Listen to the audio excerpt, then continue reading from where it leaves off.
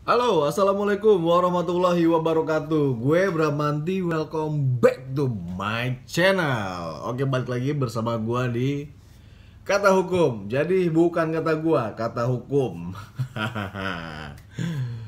Oh ya nih, ada berita duka buat seluruh orang tua di Indonesia. Apakah itu? Udah denger belum soal PJJ? PJJ itu apa? Pembelajaran jarak jauh akan dibuat permanen. Nah tuh, aduh, musibah baru.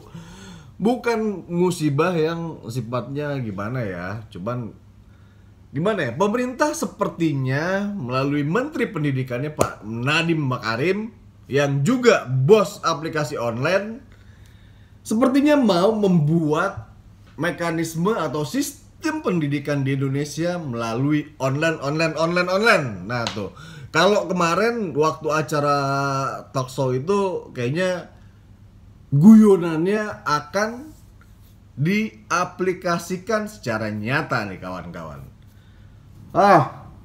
Sepertinya Pak Nadiem juga belum sadar bahwa Indonesia masih terlalu banyak rakyat miskinnya.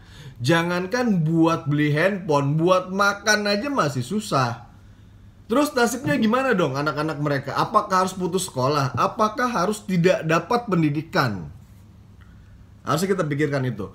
Lalu yang kedua, kita sebagai orang tua coba menjauhkan anak kita dari teknologi handphone ya, supaya mereka dapat beraktivitas wajar, bermain bersama teman-teman. Seperti anak 90-an, kita jauhin itu dari handphone. Sekarang dibikin, kemudian akan diterapkan regulasi baru PJJ permanen tuh. Dipermanenkan. Berarti seterusnya akan seperti itu. Kacau. Kalau sampai ini benar-benar terjadi kacau.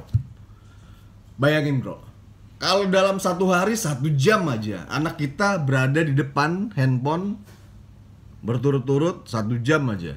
Ayo, ngeliatin handphone aja, ayo video call, pakai aplikasi. Walaupun sifatnya belajar, gue nggak ngerasa itu bagus. Kenapa? Satu, gue nggak ngeliat itu akan efektif. Yang kedua, interaksi mereka dengan kawannya, dengan gurunya akan sangat terbatas. Kalau memang akan seperti itu, mendingan gue panggil guru datang ke rumah, homeschooling aja sekalian.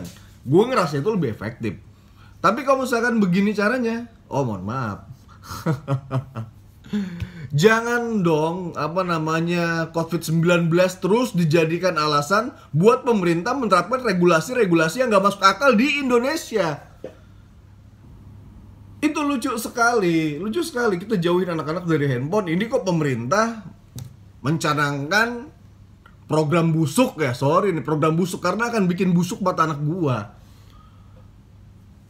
Gitu loh, banyak sebelum daripada ini, banyak istilahnya obrolan kita, diskusi kita, ini gimana nih anak-anak supaya jauh dari handphone, supaya nggak main handphone mulu. Ini pemerintah malah bikin kebijakan supaya anak kita ada di depan handphone setiap hari. Kalau sampai itu terjadi, udah deh, COVID-19 singkirin deh. Kayak kita udah gak mulai percaya. Kita mulai tidak percaya adanya COVID-19. Sekarang gue tanya sama kawan-kawan, ada nggak saudaranya, kakaknya, keluarganya, siapapun, tetangganya, atau orang-orang yang kalian kenal bener-bener terinfeksi virus COVID-19? Yang ada tuh sakit bisul, divonisnya COVID. Kalau itu banyak. Tetangga gue juga gitu kemarin. Sakit mah, bilangnya COVID. Untung gak mati. Kalau meninggal yang lain ya kira-kira begitu deh. Gue nggak ngerti nih, apakah ada permainan antara rumah sakit dengan pemerintah soal COVID-19-nya. Tapi kalau dibilang nggak ada juga kayaknya nggak mungkin. Kenapa? Karena terlalu banyak hal-hal yang sifatnya isu-isu yang miring ya terhadap penanganan COVID-19 ini. KPK pakai ngomong lagi, siapa yang korupsi dana bantuan COVID-19 dihukum mati. Nih buat kawan-kawan sadar ya, KPK tuh bukan hakim. Dia tidak memutuskan. Satu, kalau misalkan dia tangkap orang aja terus tidak terbukti juga nggak dihukum. Kadang-kadang KPK juga ngada-ngada, mungkin ditangkap orang-orang yang kecil-kecil yang di atasnya enggak. Ini buat penanganan COVID-19 di Indonesia itu dananya ratusan triliun, mungkin sudah ribuan triliun. yang seharusnya bisa dianggarkan ke yang lain, tetapi dianggarkan ke lainnya lagi, ke COVID-19. Alasannya, wow, tidak ada pembangunan setahun terakhir atau berapa bulan terakhir karena COVID-19. Semua anggaran dipakai buat penanganan COVID-19. Penanganan COVID-19, tapi penanganannya nggak beres-beres. Lucu gak sih? Apa gue doang yang ngerasa geli apa kelakuan pemerintah kayak gitu? Gue rasa selain gue juga banyak yang berpikir seperti gue. Yakin gue. Ini nih, ayo dong, coba kita berpikir lebih kritis. Jangan sampai regulasi baru dari Kementerian Pendidikan benar-benar dilaksanakan. Tolak. Kalau gue menolak. Kalau ada waktunya kita perlu turun ke jalan, insya Allah gue ikut. Pasti gue tolak. Karena ini nggak bagus, nggak bener. Di pelosok-pelosok terlalu banyak rakyat Indonesia yang teknologinya belum sehebat kita. Kalau kalian bisa nonton YouTube, alhamdulillah. Tapi masih banyak saudara-saudara kita di Indonesia yang belum dapat menggunakan fasilitas telekomunikasi yang wajar. Apalagi dipaksakan untuk pendidikan. Kalau bicara pendidikan, gua rasa semua orang tua akan memaksakan untuk memberikan. Akhirnya apa kalau yang nggak punya? Depresi bisa loh bro. Bahkan ada loh katanya korban yang sudah bunuh diri. Kemungkinan ke depan akan banyak anak-anak yang putus sekolah. Dengan pembelajaran metode yang sudah ada pun, itu masih banyak yang perlu diperbaiki. Apa yang perlu diperbaiki? Wah, sekolah gratis nana katanya. Yang gratis ya ada, yang gratis beneran ada. Tapi segratis-gratis ya kan, masih banyak yang kesusahan.